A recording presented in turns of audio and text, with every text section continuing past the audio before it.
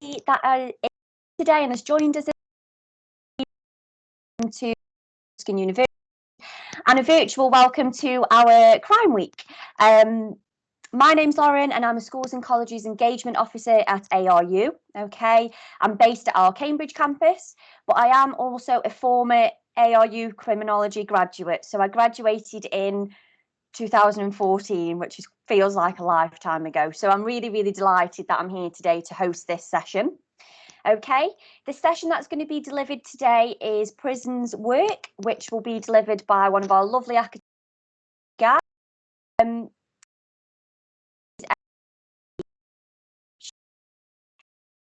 Experience with sort of research within the prison environment. She has experience working in the Prison Research Centre at the Institute of Criminology, where she's also completing her PhD.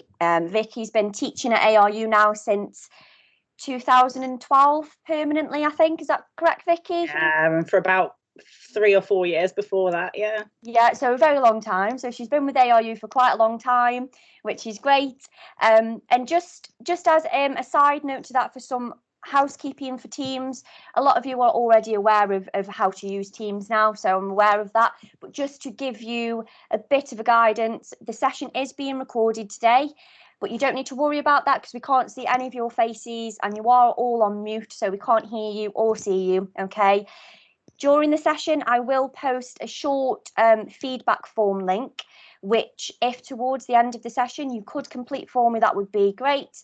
That is just basically giving us kind of a bit of information from your perspective of how the session's run today and how you found the session.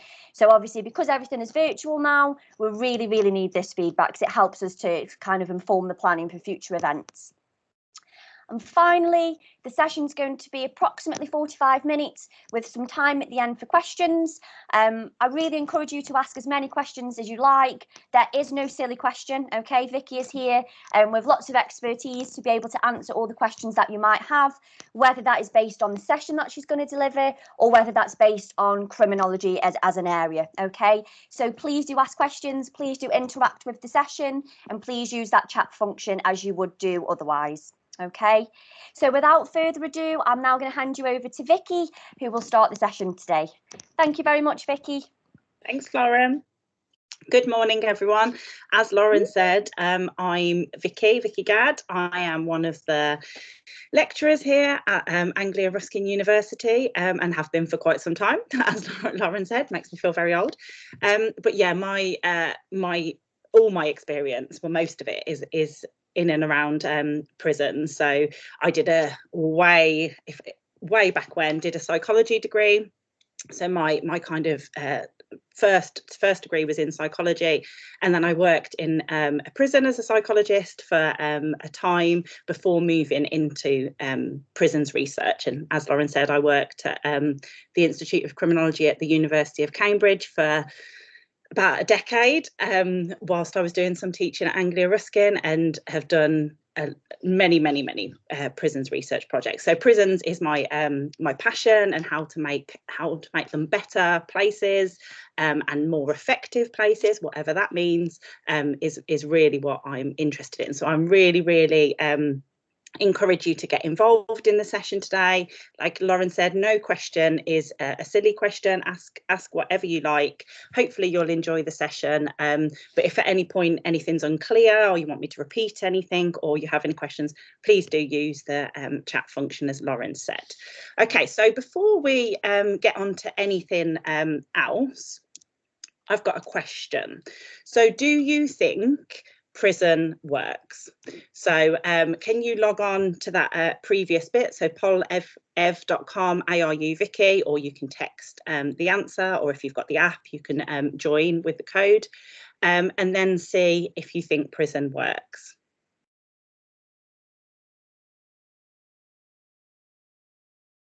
Oh, there's a bit of a change. We're on 50-50.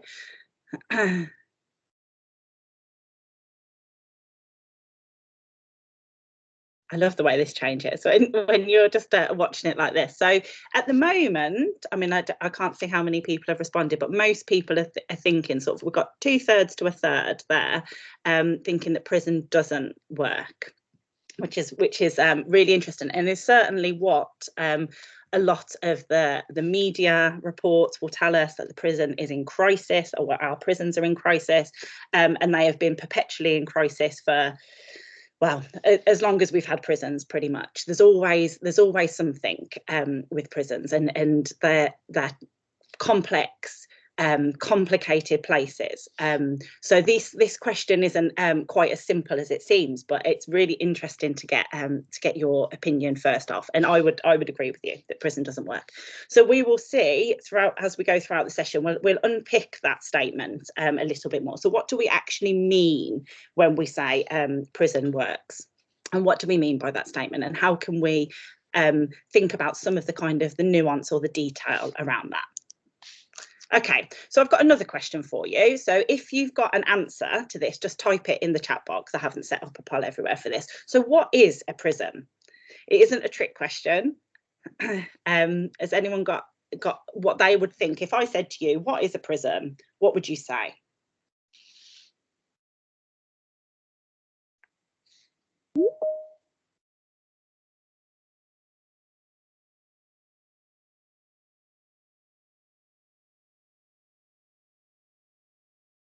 No one wants to put anything in the chat?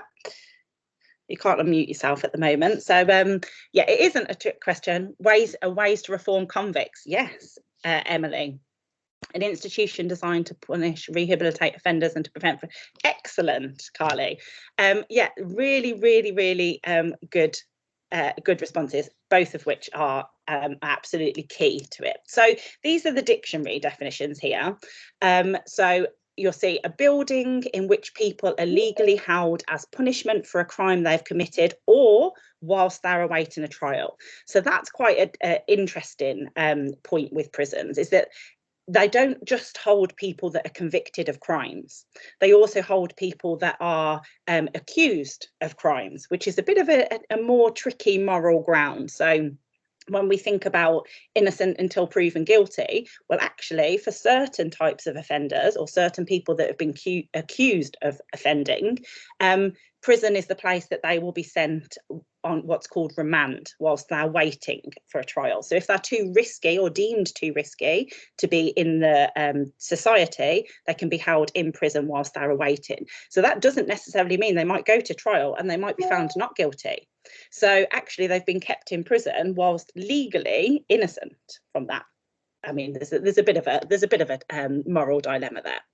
So, and you see the Cambridge English Dictionary tells us that it's a building where criminals are forced to live as punishment, which is another interesting point about prison. Generally, people don't choose this. You don't get to choose to go to prison. It's a punishment that is given to you, which gives us, again, another moral responsibility for if we are inflicting this punishment on people, placing aside whether we think they deserve it or not, if it is a punishment that we inflict, then we have this kind of moral obligation or moral duty to have some certain kind of safeguards and limits on what it is that we're doing with those people once we're holding them within this building that we call a prison. So generally, if you look at these kind of dictionary definitions, and there are some more kind of more nuanced academic definitions that really speak more to these kind of aims that that Emily and Carly have put in here about reform, about rehabilitation, and also about punishment, prevention of future crime. There's some excellent points there. But this, in essence, it's a prison. Is a building that holds people that have been convicted or accused of a crime. Okay, so it looks a little bit like this.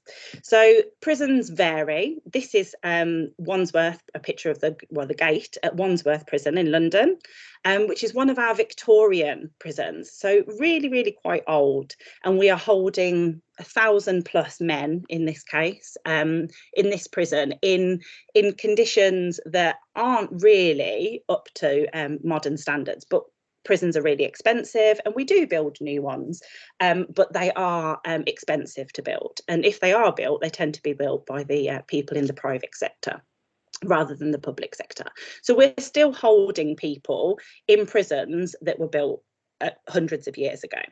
So there are some issues with that in terms of access, for example. So the doorways are very narrow, they're very like short, so people have got taller as the years have gone on, and there are lots and lots of things that are problematic with an old building. But this is quite what's called sometimes a flagship prison. So it's in London, so a lot of media attention, a lot of things that are kind of directed at this prison.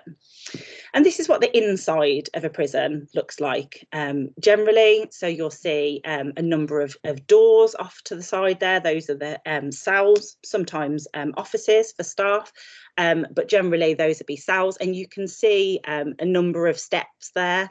And depending on the size of the prison, they'll have this would be a wing, it'd be called a wing, that have a number of wings and a number of landings on that wing. So in Wandsworth, there's 4 on each wing. So these steps go up to the landings, or obviously down if you're in one of the top landings. And you can see they're quite cramped and quite narrow.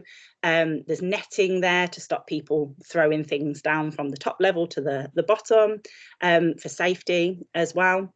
So you also get a bit of a vision there of how many people are kept within one place on one landing. So it varies by prison, but it can be, you know, hundreds of people.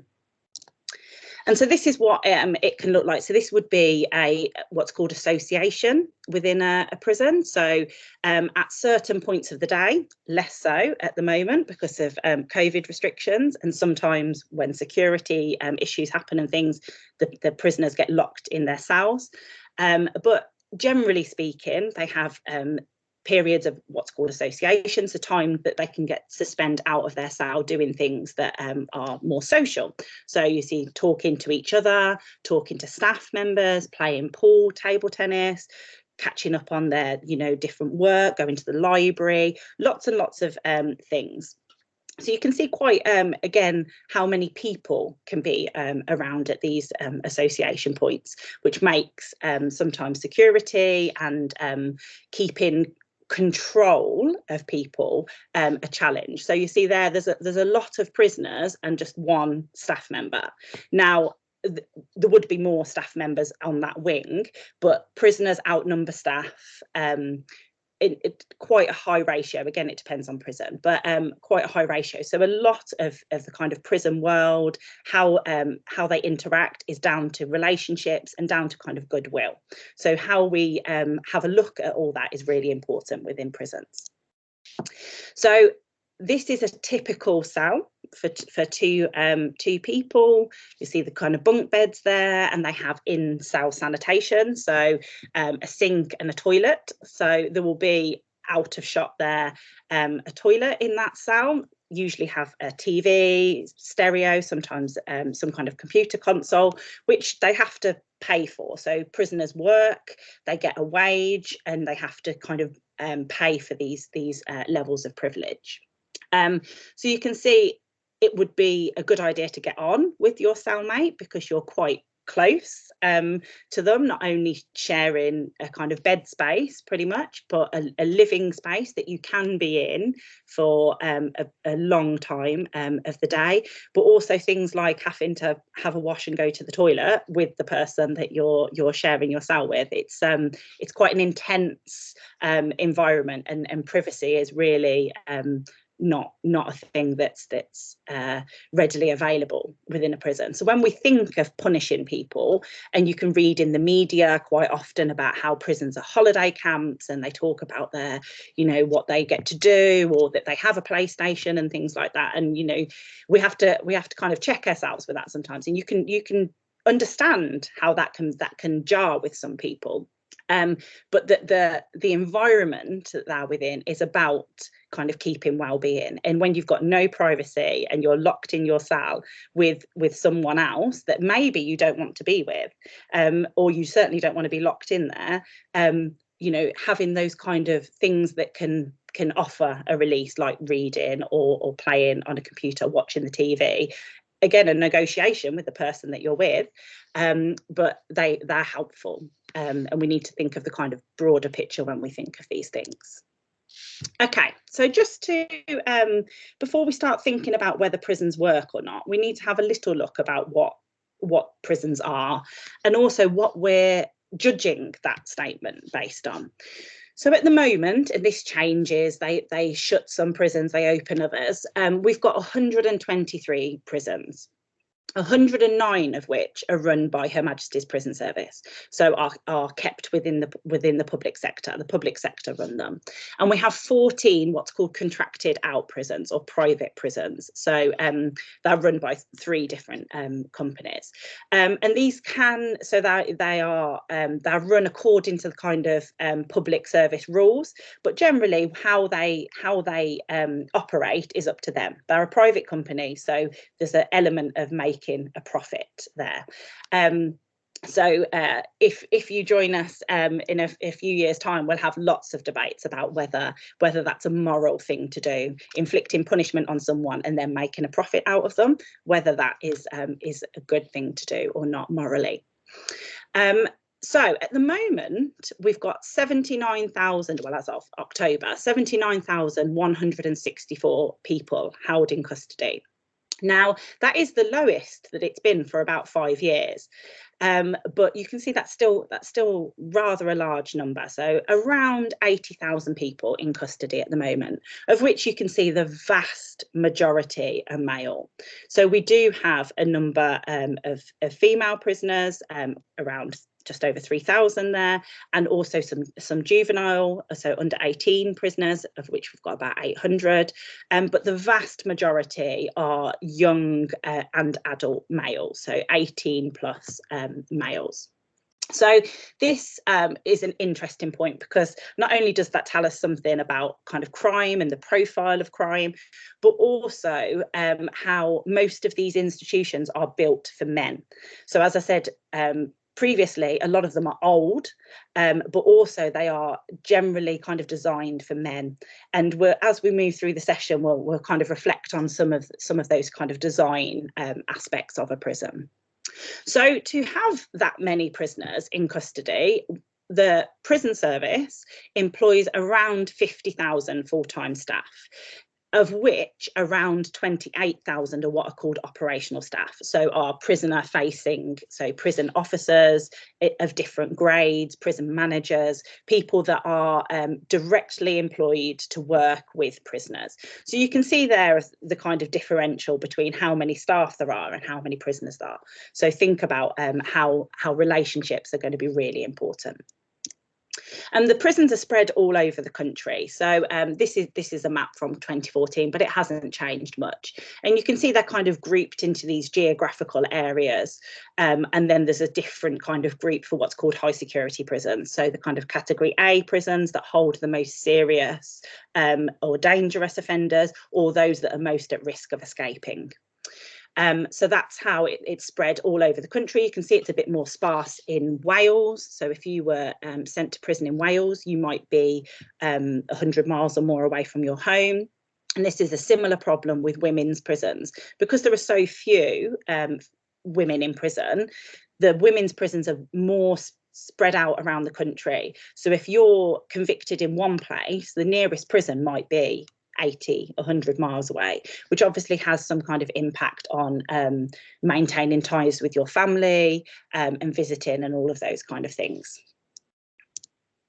Okay, so in order to think about how effective prisons are and whether or not prisons do indeed work, we need to know what we're kind of judging that on. And there are a multitude of things that we can judge them on, but we're going to judge them today on the prison service's own criteria.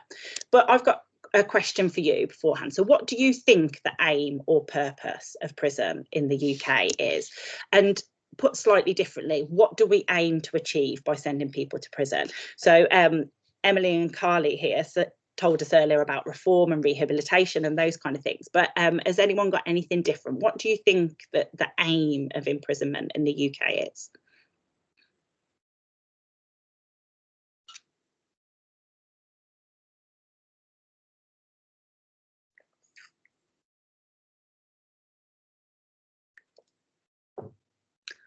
Deterrence and protecting the public. Yeah, absolutely.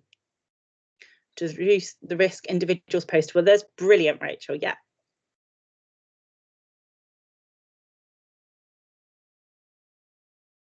These are all really excellent things. Rehabilitate, deterrence, reparation. Yes, we haven't heard reparation before. Excellent, really excellent. Desistance, so yeah, so stopping people, the kind of process of thinking about how people stop offending. So we tend to look at that as reducing reoffending, but desistance, I love the process of desistance and the whole study of desistance. I think it's so important to look at. If we want to know why people stop offending, let's ask the people that stop offending rather than looking exclusively at the people that keep offending. Incapacitation, Carly, excellent. Absolutely, these are wonderful. Are you sure you haven't all done like criminology degrees before? Brilliant, brilliant. So and kind of allied to that, I'm not gonna ask you now, but you really need to kind of think about, when we're thinking about this, is, well, what do we think the aims should be, and can we achieve them? So we can, it's okay kind of wanting to achieve all these things, or even setting ourselves these targets and these ambitions, but is a prison in its current form, with the current resources, the current staffing, capable of achieving all of these aims that we set ourselves, all of these things that we hope to do?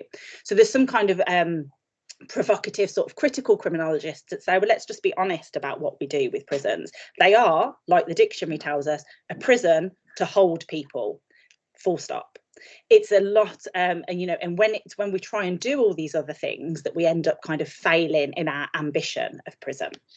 But really excellent. Thank you so much for all your contributions there. So if we have a look at what the prison service, and we're focusing on the prison service here because they run the vast majority of prisons and also do detail what the private sector have to do as well. So we're looking exclusively at the public sector here. So this is their official statement of purpose. So Her Majesty's Prison Service serves the public by keeping in custody those committed by the courts. Our duty is to look after them with humanity and help them lead law-abiding and useful lives in custody and after release. And in order to do this and to protect the public and provide what commissioners want to purchase, so you see this kind of thorny economic description there that's always in these things about value for money and all of these things, because these are paid for by the public purse.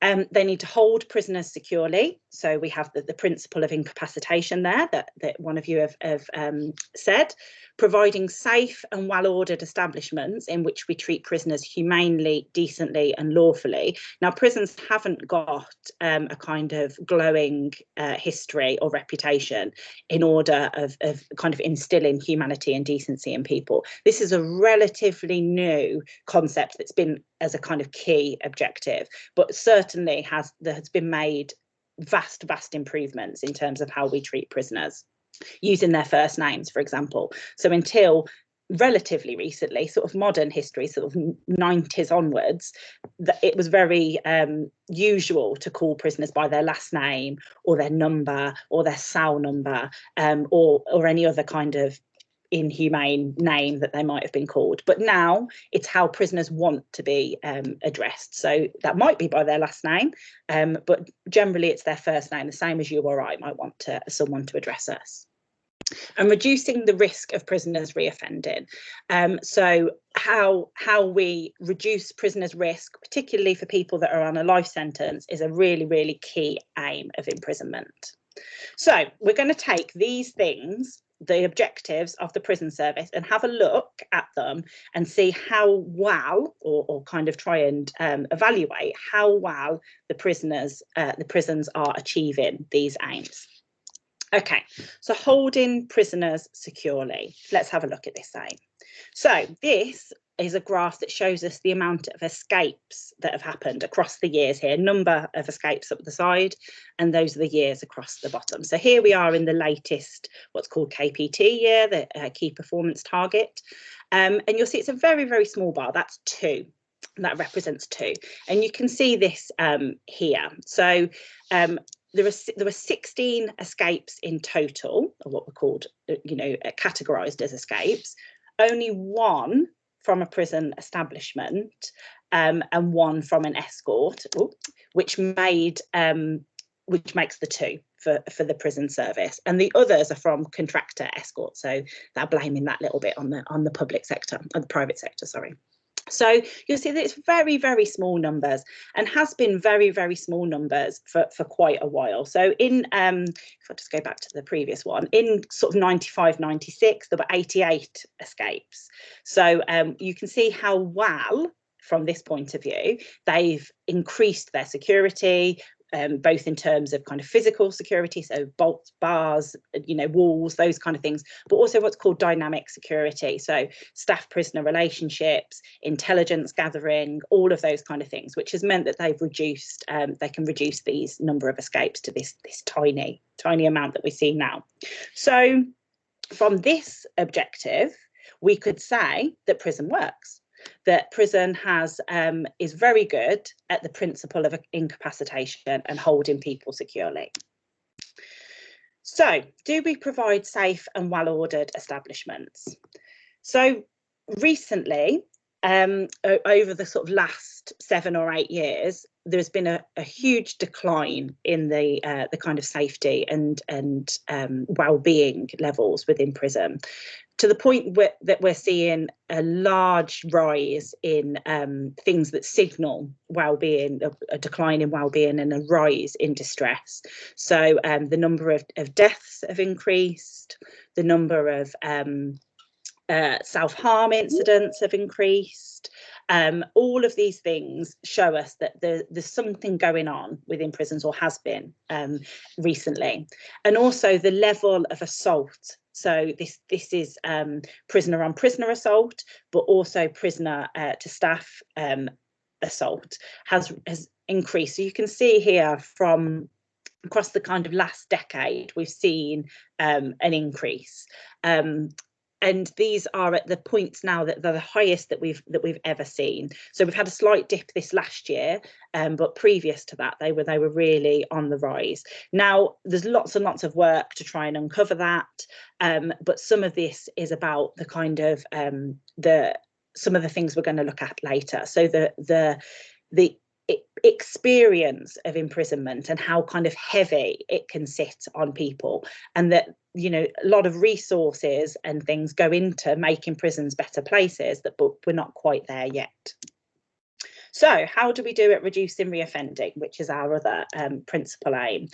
So reoffending rates within a year of release are high, and for those serving short sentences of less than 12 months, these blue bars here you can see, it's even higher. So we know very well that short prison sentences are quite useless. They don't do much other than disrupt people's lives, and that we know that if we use community sentences, as you can see on the right there, for those same crimes that would be given a sentence of less than 12 months, we have less reoffending. So we still have quite a high level of reoffending, and you can see that there's the reoffending's higher for the women and the children populations, which again needs kind of unpacking, but that generally speaking our reoffending rates are pretty high. We're not doing very well at in the prison system at encouraging desistance, at promoting desistance, at encouraging people to reduce their reoffending. So when we think about what affects reoffending, these are the kind of things that we measure. There's lots of things that affect reoffending, but we measure these things. So how many people had visits? So you can see quite clearly that from the people that had visits whilst they were in prison, their reoffending rate is lower. Similarly, people that were living with their family upon release in a kind of stable, supportive environment, their reoffending was lower.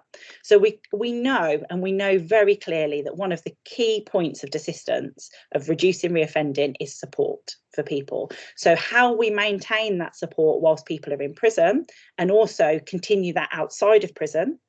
So, people are on a journey in these things. So things start before they go to prison. There's a period of time in prison and there's a period of time afterwards. So trying to enable all of these things to move people towards kind of law-abiding, non-offending lives is really a tricky and complex plan, but one that we know what works. So support is one of those things. Drug use is a key point of a cause of offending, a key cause, and in this case, people who were using Class A drugs, you'll see that 76% of them reoffended. Now, whether that's to do with the kind of drugs economy or having to make money to buy drugs, this data doesn't give us all that detail. But generally, if people are still involved in that kind of drugs world, they will reoffend. And employment. So you can see there's a 20% difference there between people who were employed and people who were unemployed in terms of their reconviction. So we know these things. So moving people away from and away from things that cause their risk of offending to increase, increasing their level of support in terms of family, and increasing their level of kind of purposeful activity in terms of employment, education, those kind of things are really, really important. Now, do we deliver them? So accommodation on the first night following release there, only 17 out of the 98 prisons that gave data for this achieved that. So of those, the rest of them, people that were released from those prisons, they didn't have any secure accommodation for that first night of release. So they could have been on the street, they could have been going back to previous risky accommodation with drug use or criminality, all of those kind of things. So we're sort of failing at that bit. Employment at 6 weeks following release, only 4 out of the 99 prisons that gave data for this achieved that ambition.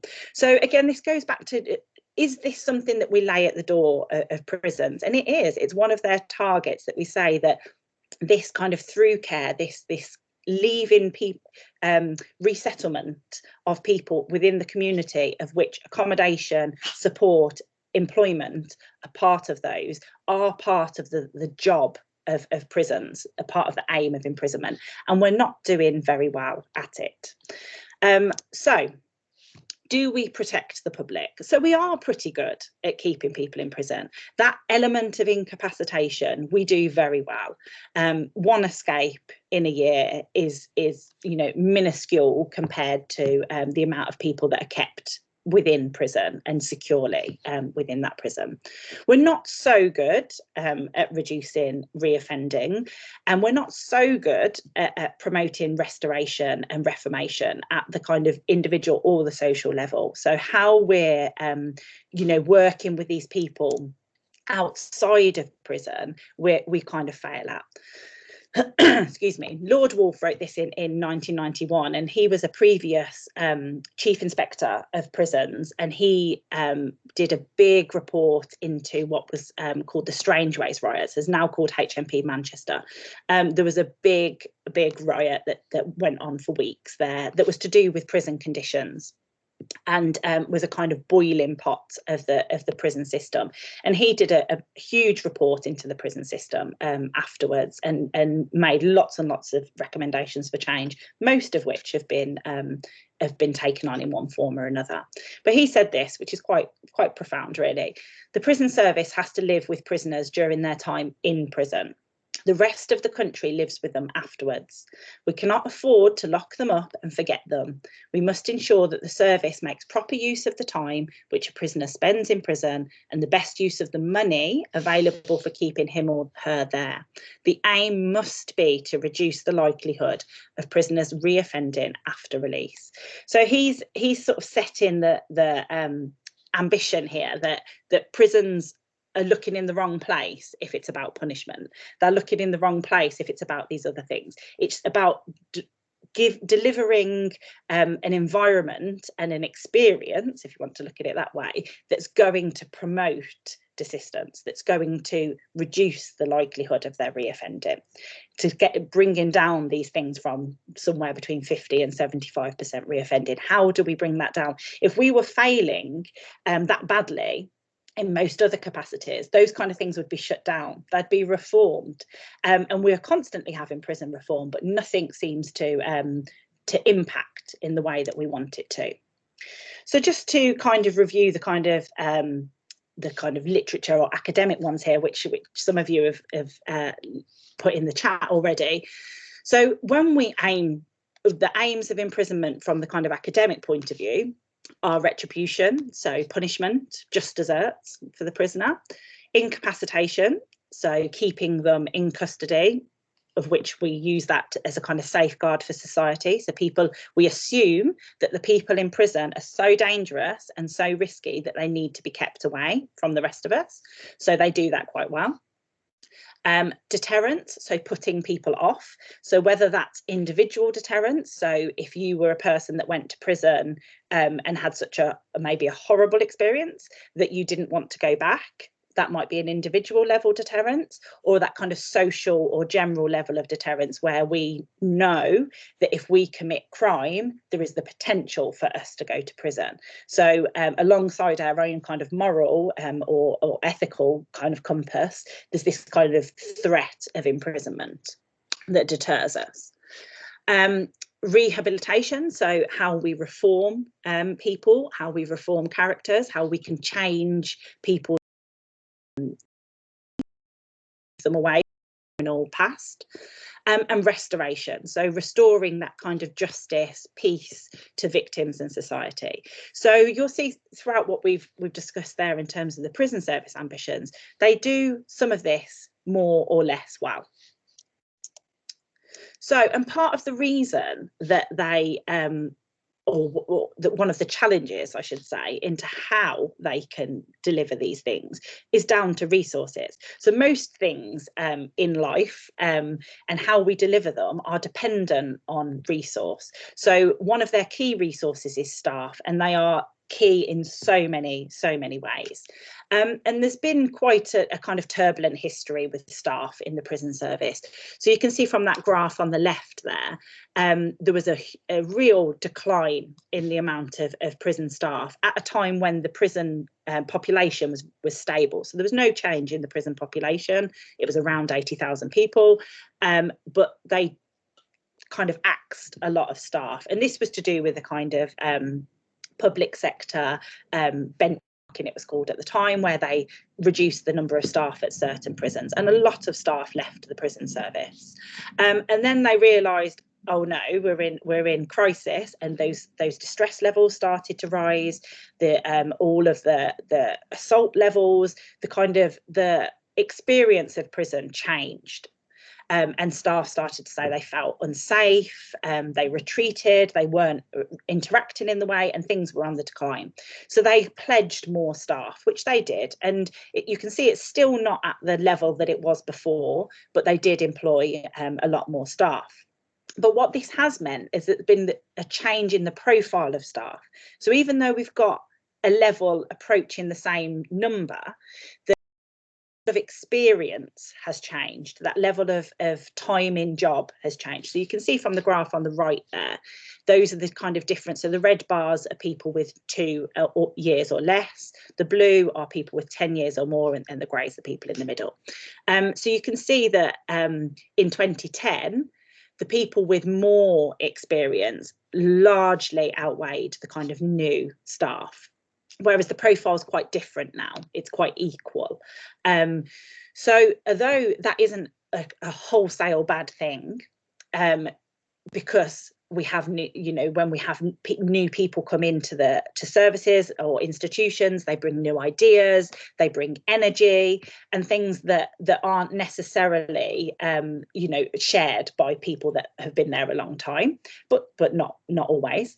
But what unfortunately what some staff take with them when they leave or haven't got that level of experience is just that, is the kind of days on the landings, dealing with prisoners day in, day out, knowing the way the prison system runs, knowing how to interact with people, having a kind of intuition when someone maybe isn't dealing with something very well, or needs help, or there needs to be some kind of intervention. All of those things take experience and confidence. And some of the kind of the problem of having a lot of new staff is that they don't always share that level of confidence. So how can we do things differently? Does anyone want to have a guess at what this this building is?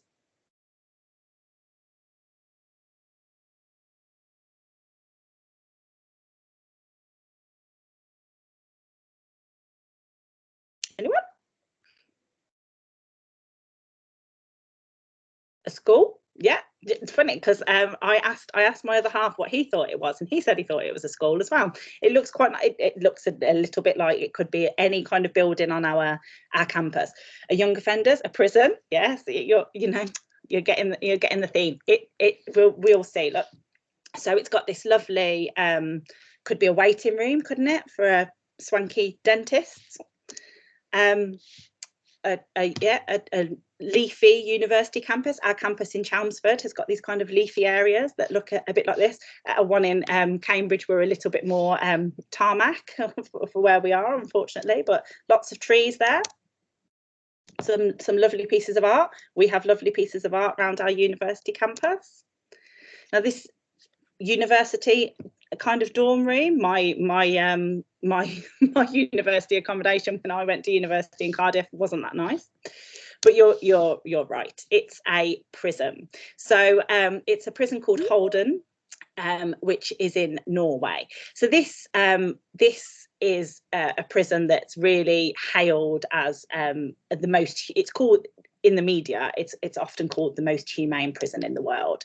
So they have these kind of Banksy style art on the wall, and you can see these are kind of reminiscent of overcoming diversity, adversity, I should say.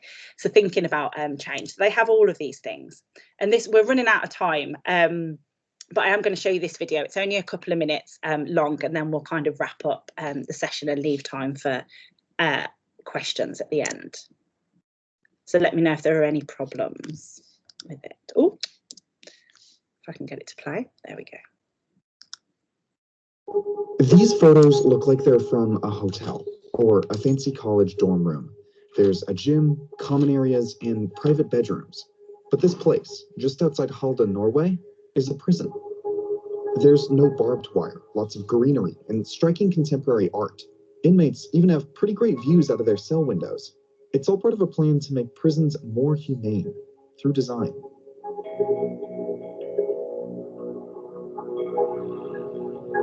The underlying philosophy behind humane prison design argues that the look and feel of a prison shouldn't be a punishment. The sentence is taking away the freedom.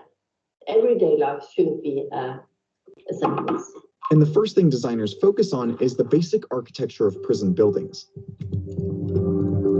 In most prison architecture, facilities are consolidated into one contiguous building. A courtyard design uses a rectangular building around a central outdoor space. In a telephone pole design, rows of buildings are stacked like a ladder. And radial designs have corridors that branch out from a central hub, like spokes on a wheel. While these layouts are good for moving lots of inmates around efficiently, they restrict prisoners to identical indoor hallways day after day. And tight quarters can unintentionally create tension and conflict. So humane prisons are often laid out in a campus design, where facilities are split between separate buildings with a surrounding perimeter wall. At Norway's Halden prison, housing is located here, while education and visitation spaces are here, in separate buildings. This means most inmates have to start their day with a commute, mimicking life in the outside world and providing easy access to outdoor physical activity. And unlike other layouts, which have windows that look out onto the prison itself, campus design gives inmates a rich view of their surrounding environment. This access to nature also helps inmates track the passage of time. The inmates felt that they were in a diving bell. They were disconnected with time and with space. Spending time outside and seeing days and seasons pass through windows helps reduce this problem. Plus, the grounds of humane prisons are usually landscaped carefully. At Halden, tall birch and pine trees dwarf the buildings and obscure the perimeter wall, lending what designers call an anti-authoritarian feel to the campus. Inmates are never made to feel intimidated by the architecture itself. Building materials influence humane design too. In other prisons, interiors are made from hard materials like concrete, linoleum, and steel. Materials like this block light, are visually unappealing, and constantly reflect noise. In prisons like Halden, you'll see glass to let in natural light, and materials like cork and wood to muffle noise. But humane prison design isn't just about architecture and materials. It's also about what happens inside the walls. Halden's design affects the way correctional officers and inmates interact. Because housing is broken up into small communities with a shared kitchen and communal space, correctional officers can easily monitor inmates through regular face-to-face contact instead of observing large groups of people from a distance. And the guards' rooms are intentionally designed too small to incentivize them to move out into the inmates' common area. And this, that the guards are together with the inmates, is a very important security system. Campus layouts help that relationship flourish. A study of architecture in Dutch correctional facilities found that campus design ranked highest in inmate-staff relationships. And U.S. prison studies from the late 90s found that this style of direct contact resulted in fewer violent or security-related incidents.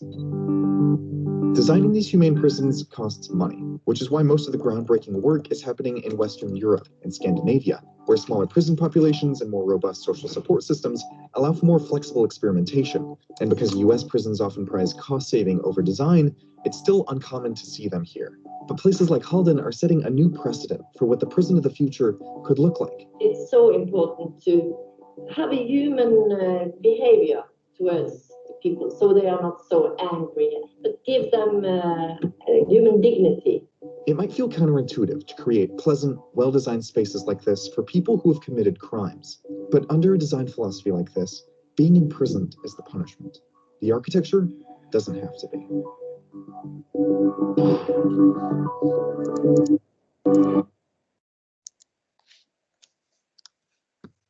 So you can see that it's a really interesting philosophy, and one that actually is gaining kind of traction here as a kind of experiment in women's prisons. So how we can design women's prisons with some of these kind of humanity architectural principles in mind. So at the moment, we see prisons as part of the problem rather than the solution.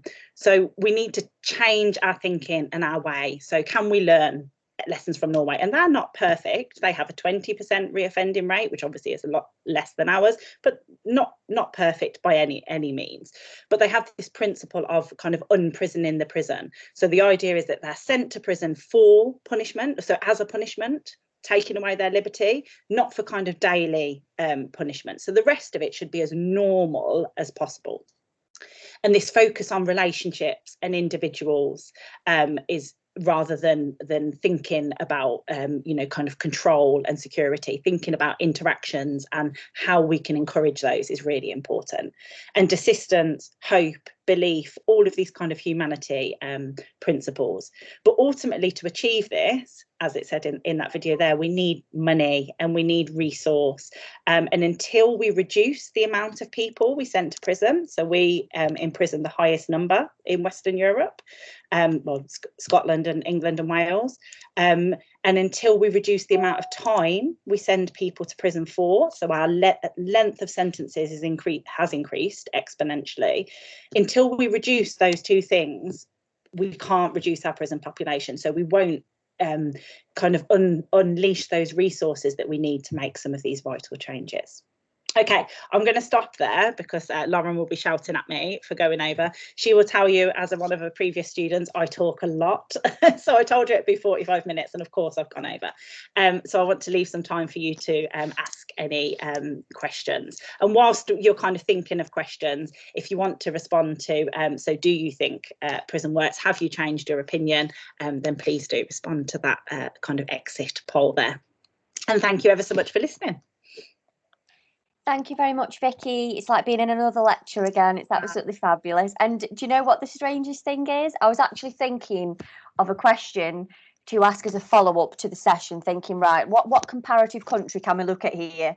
And you already covered it, so that's amazing. Yes. Great minds think alike. So thank you very much, everybody, for attending. Please do use this sort of 10 minutes that we've got remaining to ask questions, either, like I said at the beginning, about the session that Vicky has just delivered, or, the wider context of what criminology covers, anything at all. Please use this time now.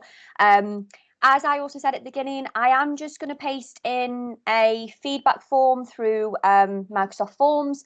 If you could spend just a moment filling that in, that would be really, really useful for our evaluation. I really appreciate it if you can do that. So I'm going to pop that in the chat now, and we will await any questions that you might have. Vicky, I've got a question actually. I mean, I don't feel like I should be asking the questions, but I'm going to ask it anyway. Do you think that there is potentially an issue with how we obviously recruit for prison officers, and what the common understanding is of what that role entails? Because if you look at what you've just showed there in that very short clip, the staffing looks completely and entirely different. Yeah. So do you think that could be a problem? Do you think that could be part of the issue maybe? Yeah, it's tricky, and you've kind of put another point that I couldn't really, you know, there's so much to cover. You need to come and join us for the degree. There's so much to cover, but yeah, so people leave the job of prison officer quite. So I think they've got quite a high turnover of staff. It's reduced in recent years, but quite a high turnover. So I think some of that is exactly like you say about making people aware of what they're getting into, but also that what the job needs to be, how it's framed needs to be changed. So in those kind of Norwegian prisons, they have a much more social work aspect. So people that move into kind of correctional work tend to come from social work, psychology, the kind of human aspects of things, whereas we traditionally have had a lot more kind of military kind of uniformed presence. That has changed. So yeah, so the kind of philosophy or ideology of people, but also, yeah, how and why they get into the job is really important. And training, obviously, training and development and all of those kind of things are really important. They get, I think, about 12 weeks at the moment training. So how do you get people kind of involved in that 12 weeks when a lot of it's spent in the classroom and you don't learn until you're on the job, really? So who's your mentor and those kind of things are really, really important. So they've still got lots of work. Question, I just have got a question. Yeah, do you think these newer humanitarian style prisons would be less off-putting for the people who cause harm? So what's less of a deterrent? Do you mean by that? I don't know who. Rebecca, do you want to just clarify that question, just so that we can make sure we answer that?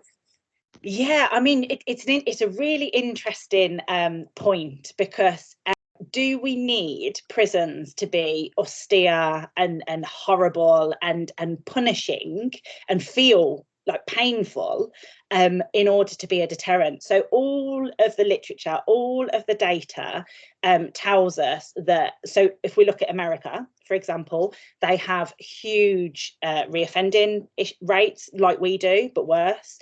And their prison system is probably one of the most punitive, most punishing in the world. So it doesn't work, and our rates of crime and our rates of imprisonment have got no relation to each other. So these kind of, the link between deterrence and prison is flawed. It's fundamentally flawed. So I think prisoners would probably tell you it's less off-putting, and maybe for some that have very chaotic lives, maybe it's a safer place, like any prison is sometimes for some people. But I think that it's that principle of sending them to take away their liberty, keeping them enclosed somewhere and not punishing them further. So with the hope that, remember that the vast majority of prisoners leave. The vast majority of prisoners leave prison. So in the kind of history of sentencing, we've given out about 70 what's called whole life tariffs, so people that will never leave prison.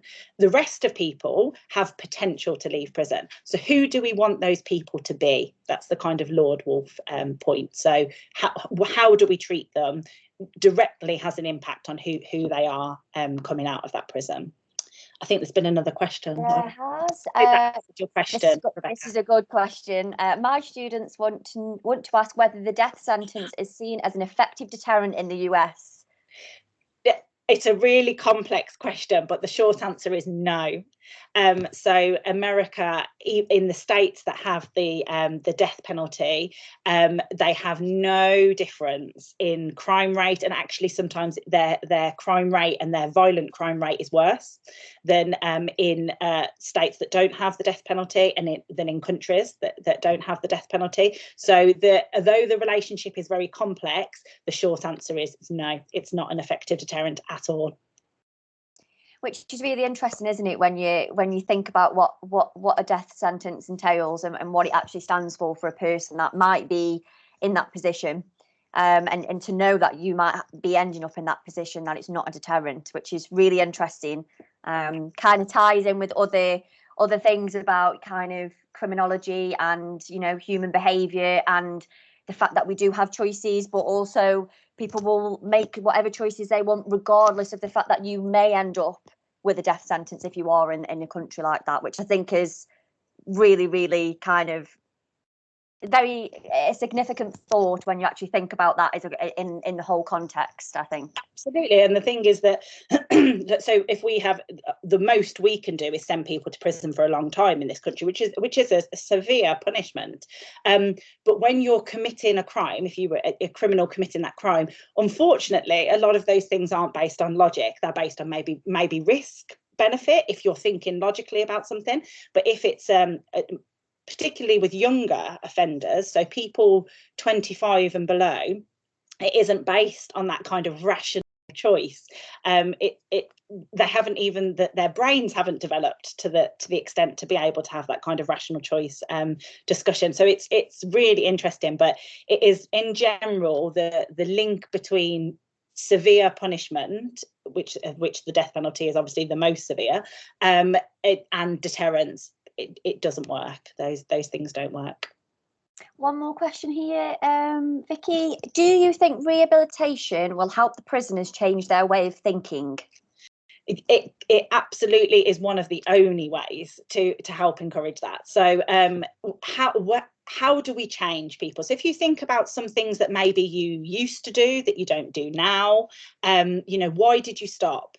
What enables you to stop? So for example, maybe you used to smoke, or used to chew your nails, I don't, you know, anything, or maybe even shoplift or anything like that can be quite juvenile behaviours sometimes. Why did you stop? How did that enable you to happen? Generally, it will be some of the kind of principles of reducing reoffending that I spoke about. So support, willpower is sometimes there, but as part of support, and a kind of a framework to enable you to change. So we know a lot about why people might commit crime, might return to crime. We know we're starting to know a lot more about why people might turn away from crime, but that these things are huge processes. They're not short kind of switches in people. So sometimes things change. So for example, someone might have a family or get married, and that might start to move them away from their kind of criminal networks or criminal past, and suddenly they look at their beautiful little child and they think, I can't commit crime anymore because I've got he or she to look after. So there can be a kind of what's sometimes called a knifing off point where people then change, but about encouraging that rehabilitative process. So showing faith and hope and belief in people. So sometimes when you listen to the narratives, the stories of people that have moved away from crime, now sometimes that isn't black and white either. It isn't, I've completely stopped crime. It might be that they're not committing crime to the same extent, or they're not committing crime that's as serious, but you know, there's a kind of move away from that.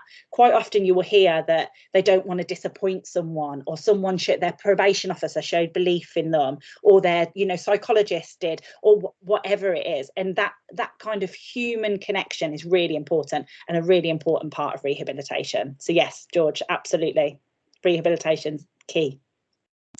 We have two more questions, and then so we've got a minute left in the session, but we'll answer these two questions. So Carly's put, sometimes videos are shared on social media showing positive conditions in prisons. Do you think there is a culture amongst offenders that think prisons are an easy ride? Well, I mean, some prisoners you will ask, and you know, they'll say that some prisons are easier than others. I think the kind of the broader question is, what is punishment? So if you looked at those Norwegian that prison in Norway there, that is probably nicer than a lot of people's homes if you look at it, to look at it, you know, beautiful surroundings, like nice furnishings and things, but the principle is that they're locked inside that place and they can't leave. They can't hug their children if they want to. They can't go to their, you know, Christmas play, not that any of us can this year, but you know, all of those kind of things they can't do. So the punishment is keeping them within that perimeter wall and saying, we've restricted your choices, so you can only eat the variety of foods that we offer you. You can only take, you know, read the variety of things that we offer you. You can only watch the channels that we allow you to watch. You know, you can't see your family whenever you want. It's only when we allow you to. So it's that taking away liberty and choice that's the punishment. Everything else in their principle is that it should be normal. So they should have a kind of nice living area. They should be able to eat healthy food. They should be able to see the seasons change and take exercise and all of those kind of things. So it's that kind of principle. So I think you probably would, and certainly you're absolutely right, Carly, that we hear it in the media a lot about holiday camps and things like that. I think you'd be hard pushed to find many prisoners that would tell you that it's a really easy place to be. Remember, you're surrounded by lots of people that you probably necessarily wouldn't want to be with, that it could be very risky for you. You know, you have to share a cell generally with someone that you didn't choose, all of those kind of things that can be experienced as kind of painful and punishment. So the rest of it, if they can make their lives and their well-being happier, more kind of fulfilled, that person that comes out of prison hopefully will be a better person for it. And that's the point, is that I think we can quite easily show these things in the media as being easy and a soft option, but think about you living in a room for maybe 23 hours a day with someone else. Even if you had a PlayStation, would it be fun? Probably not. One more question, Vicky. Quite good question, actually, to finish the session. Are there significant differences between female and male prisons? Yes, there are, but less than there should be. So generally, apart from this kind of, I think I very briefly mentioned it. So one of the kind of very esteemed, quite famous criminologists, which you certainly will have heard of, Lauren Yvonne Jukes, has just received a kind of award for some of her work on architectural design of female prisons, because they've generally been modelled on male prisons.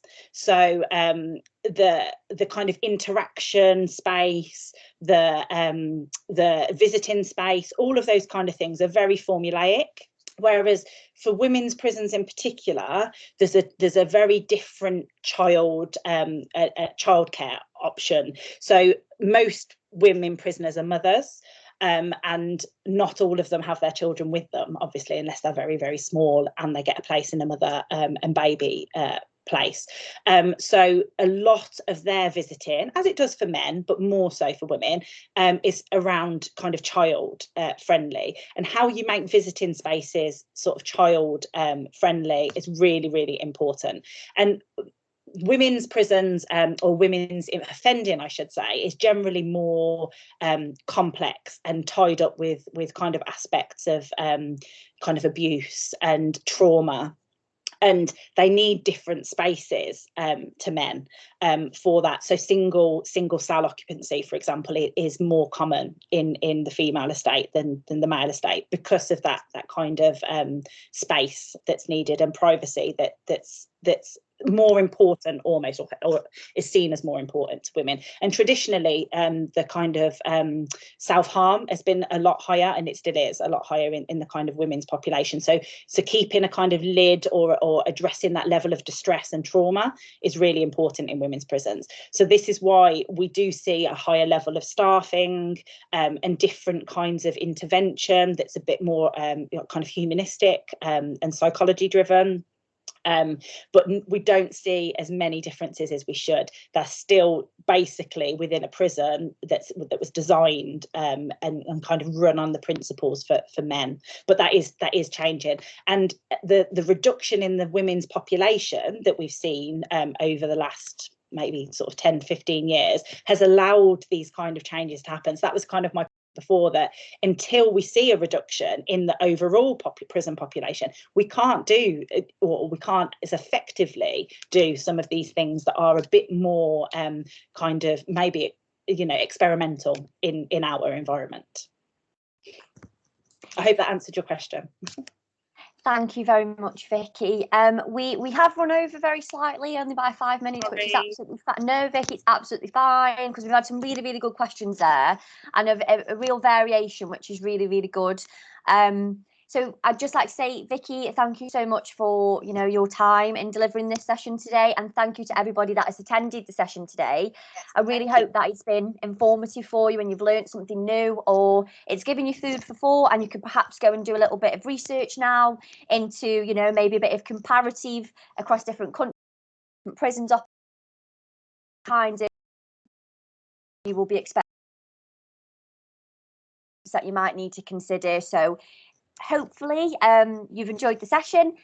If you have completed the feedback form already for me, thank you so much. If you haven't, I'd really appreciate it if you could just give us a little bit of feedback on today's session. So I am going to close the session there, and once again, thank you to everybody who's attended, and Vicky for your area of expertise and fabulous delivery today. Oh, thank you so much, and thank you everyone, like Lauren's just said, thank you for attending and for listening. And if you think of any questions afterwards, just send me an email. I'll be more than happy to answer them. Thank you, Vicky. Bye. I'll hang around for a moment whilst everybody leaves the chat. Yeah, that was really good. Loved it. Thanks, Lauren. Oh, there you go. I've stopped sharing the slides now, haven't I? No one needs to see that anymore. And I've stopped recording. That should download.